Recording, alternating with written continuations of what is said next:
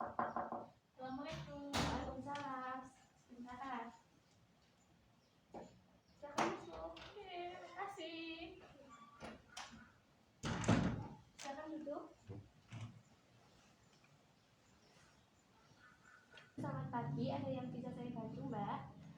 Gini Bu, saya tuh lihat di berita-berita di Instagram itu tentang HIV dan saya tuh nggak tahu HIV itu apa. Saya tuh cemas. Gimana ya Bu Bidan? Oh, baik. Nanti saya jelaskan ya, Bu, tentang HIV itu. Sebelumnya, Mbaknya namanya siapa?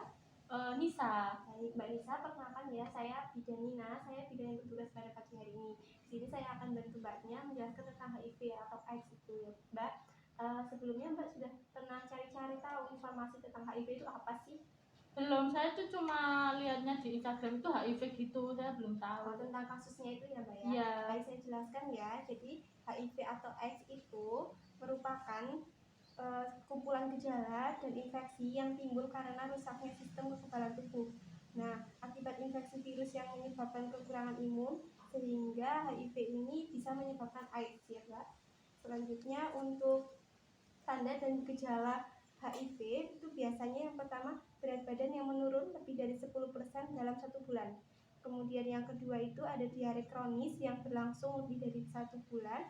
Kemudian yang ketiga yaitu demam berkepanjangan lebih dari 1 bulan. Yang keempat penurunan kesadaran dan juga gangguan-gangguan neurologis. Terus yang kelima ada demensia atau HIV esensialopati. Dan yang keenam infeksi jamur berulang pada alat kelamin wanita. Begitu tanda gejalanya sudah jelas? Sudah. Saya lanjutkan ya, Mbak ya. Iya. Terus apa sih penyebab HIV atau AIDS ini? Penyebabnya itu virus ya, Mbak. Tapi untuk penularannya bisa disebabkan yang pertama orang yang berperilaku seksual dengan berganti-ganti pasangan atau bisa dikatakan seks bebas ya, Mbak ya.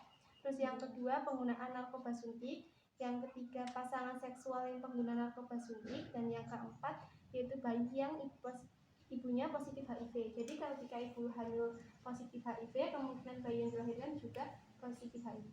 Terus misalkan ada yang seks bebas dengan bergonta-ganti pasangan, itu juga bisa menjadi penularan HIV ya, Mbak. Ada yang ditanyakan, Mbak? Belum ada sih. Belum. Selanjutnya saya jelaskan ya, Mbak ya, tentang penularan HIV. Yang pertama melalui hubungan seksual baik anal, oral dan juga vaginal yang tidak terlindungi atau tanpa kondom dengan orang yang telah terinfeksi HIV.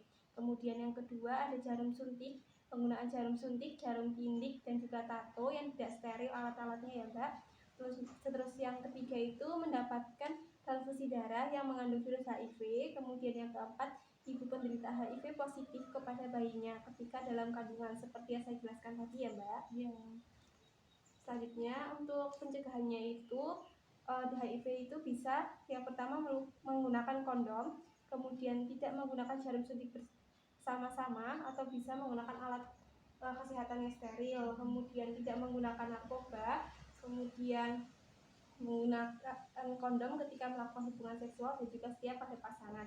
Dan tentunya itu penting sekali mendapatkan pendidikan kesehatan ya, Mbak ya, tentang HIV dan juga tentang penyakit menular seksual selanjutnya.